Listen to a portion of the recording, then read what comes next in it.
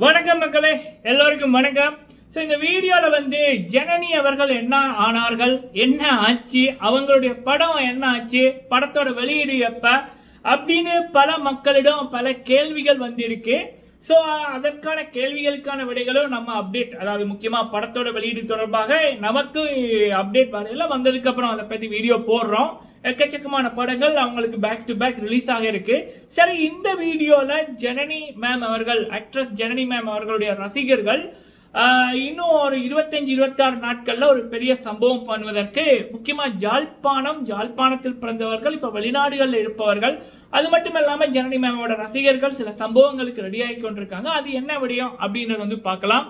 அடுத்தது வந்து இந்த பிக் பாஸ் 6 தமிழ், எனக்கு தெரிஞ்சு பிக் பாஸ் தமிழ் சீசன்லயே ஒரு சீசன் ஆரம்பிக்க முதல்ல சம்பவங்களை பற்றி அப்டேட் வந்தது அப்படின்னா பிக் பாஸ் 6 தமிழ் தான். ஜனனி வர்சஸ் மைனா அப்படின்ற அந்த டாபிக் வந்து வேற மாதிரி இருக்கு. நம்மளுடைய ரிவ்யூக்களை அந்த டைம்ல இருந்து பார்த்தவர்களுக்கு தெரிஞ்சிருக்கும். இல்ல பிக் பாஸ் தகவல்கள் வேறு பல பேரை பெரிய ஆர்டிகல்ஸே வந்து வந்துச்சு. ஜனனி வர்சஸ் மைனா அப்படின்னு பல விடயங்கள் நம்ம பார்க்கல, அப்படி அப்டேட் வந்து வந்துச்சு. அதே நேரத்தில் மைனா அவர்களுடைய வைல்ட் கார்ட் என்ட்ரி, ஜனனி அவர்களை வந்து அந்த பிக் பாஸ் கேமரா அப்படியே ஃபோக்கஸ் பண்ணது, ரெண்டு பேரோட மீட்டு, அதெல்லாம் என்ன சொல்லலாம், அதெல்லாம் ஒரு வேற லெவல்ல அந்த சீசனை கொண்டு போயிருக்கலாம். ஓகே, அந்த சீசன் சக்சஸ் தான், பட் அந்த இவங்க ரெண்டு பேரை வச்சுமே வேற மாதிரி கொண்டு போயிருக்கலாம். சரி, அப்படி இவங்களுக்குள்ள ஒரு ஸ்டோரி ஒன்று இருக்கு. இவங்களுடைய ஆரம்பமே, இந்த ரெண்டு பேருக்குமான ஆரம்பமே அப்படி இருக்கு. அப்படி இருக்கக்குள்ள தலைவர் படத்துல நம்ம லோகேஷ் அண்ணா அவர்களுடைய தலைவர் சூப்பர் ஸ்டார் ரஜினிகாந்த் சார் அவர்களுடைய கூலி படத்துல ஜனனி இருக்காங்க, பிக் பாஸ் கண்டஸ்டன்ஸ் இருக்காங்க அப்படின்ற அப்டேட் தான் வந்துச்சு. சான்சஸ் அதிகம் அப்படின்னு, சரிங்களா? ஏன்னா லியோல நடிச்சிருந்தாங்க. அந்த லியோ படத்தோட அந்த அவங்களுக்கு அந்த எவிக்ட் ஆகி அடுத்த நாளே அவங்க லியோக்குள்ள போறாங்க. அதெல்லாம் ஒரு வரலாறு.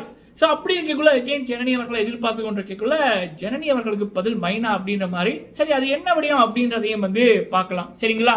அடுத்தது இந்த பிக் பாஸ் 6 தமிழ்ல ஆயிஷா அவர்கள், ஜனனி வர்சஸ் ஆயிஷா, அந்த இதுவுமே இன்னொரு வரலாறு தான், மறக்க முடியாத விடயங்கள். ஆயிஷா அவர்கள் வந்து தலைவர் பற்றி ஒரு விடயத்தை வந்து சொல்லியிருக்காங்க. அப்ப நமக்கு பிக் பாஸ்ல இதான் இப்படி நடந்துச்சா அப்படின்ற மாதிரி தோணுது. அது என்ன விடயம் அப்படின்றதையும் வந்து பார்த்துடலாம், சரிங்களா? அடுத்தது வந்து இனிமேல் தமிழ் பிக் பாஸ்ல இப்படி நடக்குமான்றது ஒரு கொஸ்டின் மார்க் தான். அது என்ன விடயம் அப்படின்றதையும் பார்த்துடலாம். ஃபுல்லா பாருங்க, லைக் பண்ணுங்க.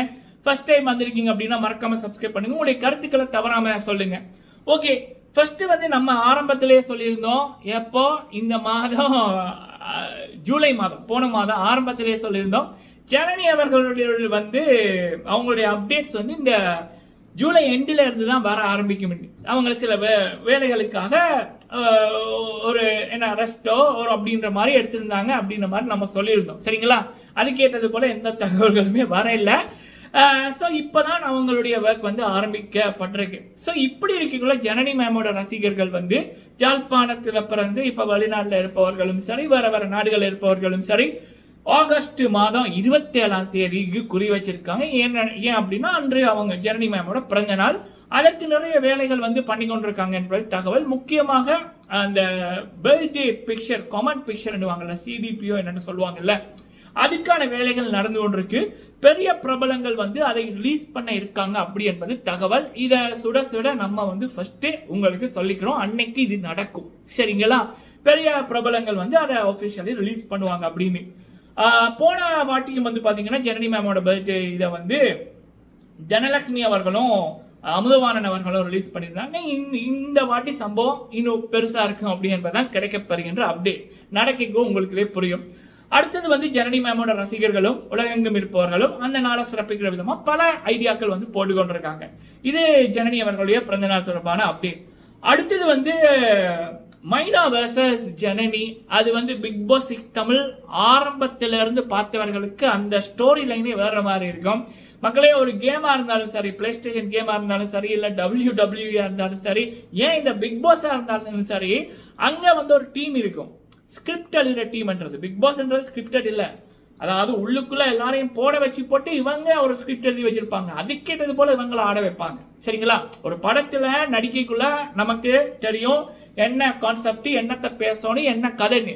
ஆனா பிக் பாஸை பொறுத்த வரைக்கும் ஒரு கதை இருக்கும், ஆனா உள்ளுக்குள்ள போறவங்களுக்கு தெரியாது நம்ம என்ன ரோல் பண்ண போறோம். நம்ம தான் அது வந்து ஒரு ரோலா ஆட்டி வைப்பாங்க. இதுதான் கேமு. ஸோ அப்படி இருக்கக்குள்ள மைனா அவர்கள் அண்ட் ஜனனி அவர்களுடைய அந்த ஸ்டோரி லைனை வேற மாதிரி கொண்டு போயிருக்கலாம், சூப்பராக இருந்திருக்கு. பட் ஓகே, அப்படி இருக்கக்குள்ள அவங்க 2 பேருக்குள்ளேயுமே ஒரு இது ஒன்று இருக்கு. மைனா அவர்களுக்கும் ஜனனி அவர்களுக்கும் பிக் பாஸ் 6 தமிழ் ஆரம்பிக்க முதல் வந்து ஒரு போட்டோ ஷூட் நடந்ததாகவும் அங்கே சில பிரச்சனைகள் நடந்ததாகவும் அதனாலதான் மைனா அவர்கள் ஃபர்ஸ்ட் டே வந்து வராம வயல் கடைந்தியா வந்தவங்களும் நிறைய ரூமர்ஸ், அதுல எது உண்மை எது பையன்னு தெரியாது. பட் அப்போ வந்து அப்படி பேசப்பட்டது மைனா வெர்சஸ் ஜனனி அப்படின்னு. பிக் பாஸ் தமிழ் சரித்திரத்திலேயே ஒரு நபர் ஒரு பிக் பாஸ் ஹவுஸ்குள்ள போகாம ஒரு நபருடைய எப்படி இருப்பாங்கன்னு தெரியாம சோசியல் மீடியா ஃபுல்லா ஜனனி ஜனனின்னு பேசப்பட்ட ஒரே ஒரு Tamil Bigg Boss contestant Janani Gunaseelan தான். பல சாதனைகள் அவங்க பக்கம் இருக்கு.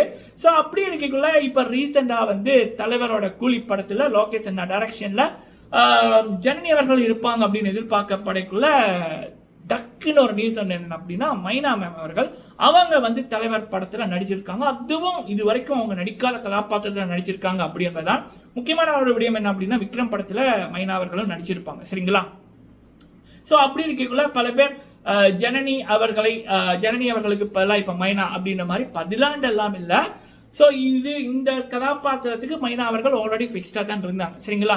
ஜனனி அவர்களுடைய இது வந்து வேற, மேபி அது அப்கமிங் டேஸ்ல மேபி ஜனனி அவர்களை படத்துல போடலாம். என்ன ஷூட்டிங் இப்பதான் ஆரம்பிச்சிருக்கு, ஃபர்ஸ்ட் கட் தான் போய்கொண்டிருக்கு.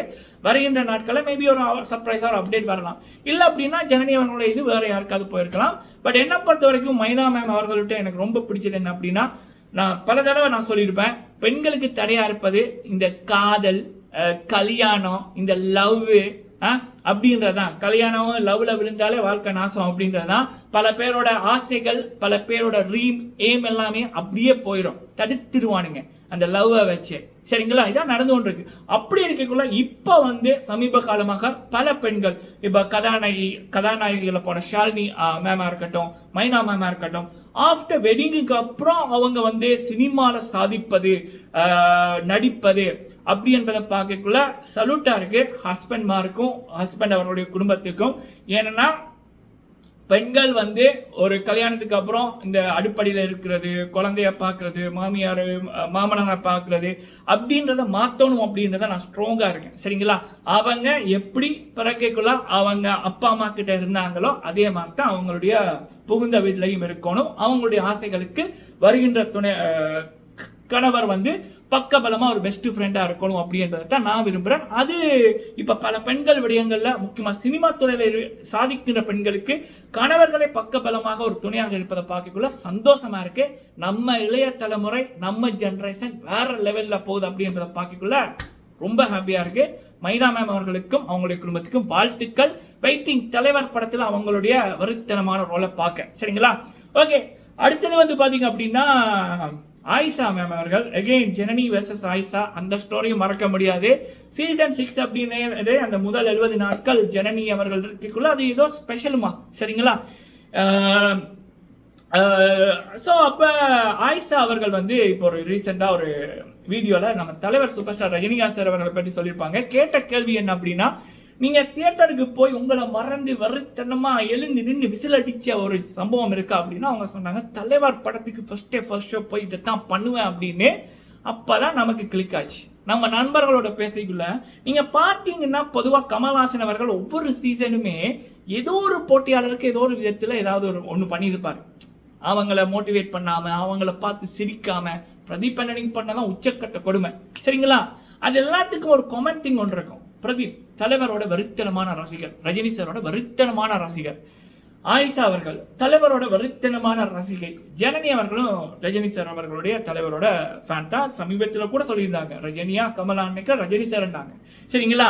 ஸோ அப்புறம் பிக் பாஸ் சீசன் 5 நம்ம சிபி அவர்கள், அப்புறம் சீசன் 4 பாலாஜி முருகதாஸ் அவர்கள், சனம் ஷெட்டி மேம் அவர்கள், சீசன் 3 மதுமிதா மேம் அவர்கள், கவின் அவர்கள், சீசன் 2 மும்தாஜ் மேம் அவர்கள், சீசன் 1 நம்ம ஓவியா மேம் அவர்கள். இவங்க எல்லாருக்குமே வந்து ஏதோ ஒன்று கொடுமை நடந்திருக்கு பிக் பாஸ்ல, சரியா? ஸோ இவங்களை பார்த்து கமல்ஹாசன் அவர்கள் மோஸ்ட்லி சிரிச்சு கூட இருக்க மாட்டாரு, அவங்க பண்ண நல்ல விடயத்தை பாராட்டியும் இருக்க மாட்டாரு.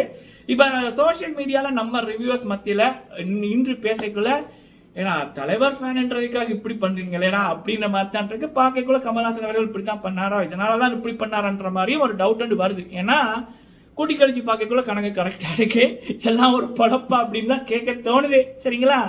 ஐயோ ஐயோ, சீசன் 8க்கும் இவர் தான் புது கோஸ்ட் வந்தா நல்லா இருக்கும். ஓகே சரி, அப்படி இருக்கக்குள்ள இனிமேல் பிக் பாஸ்ல இப்படி ஒரு விடயம் நடக்குமா அப்படின்னுக்குள்ள லாஸ்ட்லியா ஜனனி இலங்கையில இருந்து வந்து தமிழ் சினிமால சக்சஸ் ஆகி நின்று இப்ப ஜொலித்து கொண்டு இருப்பதுன்னா இவங்க 2 பேர் தான். அதுல ஜனனி அவர்கள் பண்ணது உச்சக்கட்டம். தளபதி படத்திலேயே பெரிய நிறுவனம், லோகேஷ் அண்ணா டைரக்ஷன் அப்படின்னு எல்லாரையும் திரும்பி பார்க்க வச்சாங்க.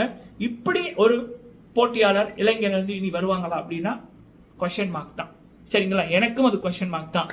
இலங்கை போட்டியாளர்கள்ன்றது இந்த சீசன் 8லயே 50-50% தான் சான்ஸா இருக்கு. இப்போ இந்த நாள் ஆகஸ்ட் 1 வரைக்கும் பார்ப்போம். வருகின்ற நாட்கள்ல நான் அப்டேட்டை வந்து தாரேன். சரிங்களா? ஓகே, நன்றி.